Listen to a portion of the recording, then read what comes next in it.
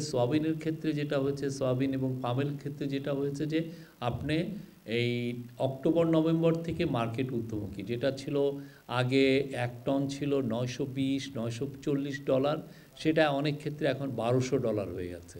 তো এটা আসলে বাংলাদেশে যারা সয়াবিন পাম এটা করেন, আপনারা জানেন যে এই ক্ষেত্রে মার্কেট প্লেয়ার কিন্তু খুব কম। এরা ওই বাক নিয়ে আসে, অনেক বড় স্কেলে ওনারা ইম্পোর্ট করেন, এবং দেখা যাচ্ছে যে 3টা কোম্পানি মূলত বেশি পুরো মার্কেটটা অলমোস্ট কন্ট্রোল করেন, 3-4টা কোম্পানি। তো তাদের এই পুরো, তারা যেই পরিমাণ যে নিয়ে আসছে, নিয়ে এসে মার্কেটে দিচ্ছেন, আমরা এই পুরো জিনিসটাই আমাদের মনিটরিংয়ে আছে। তার আমরা এটা, আপনি জানেন যেহেতু মার্কেট ঊর্ধ্বমুখী, সেই জন্য প্রাইসটাকে সেইভাবে অ্যাডজাস্ট করতে হয়।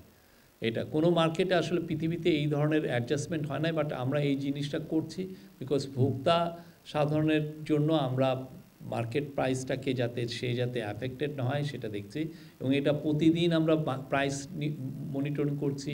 আমাদের যিনি কমার্স অ্যাডভাইজার, উনি মালয়েশিয়া গিয়েছিলেন।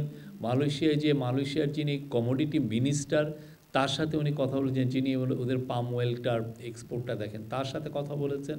আমরা ব্রাজিল এবং আর্জেন্টিনায় আপনি জানেন সয়াবিনটা আসে, সেটা আমরা মার্কেটটা মনিটর করছি খুব ইন্টেন্সিভলি।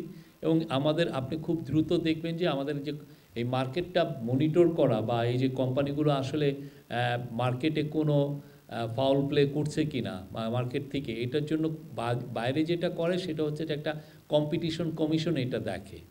আমরা এই যে কম্পিটিশন কমিশনটা আপনি খুব দ্রুত দেখবেন যে এটা ফর্ম হয়েছে, এবং ওরা আরও ইন্টেন্সিভলি মার্কেটটা দেখবে।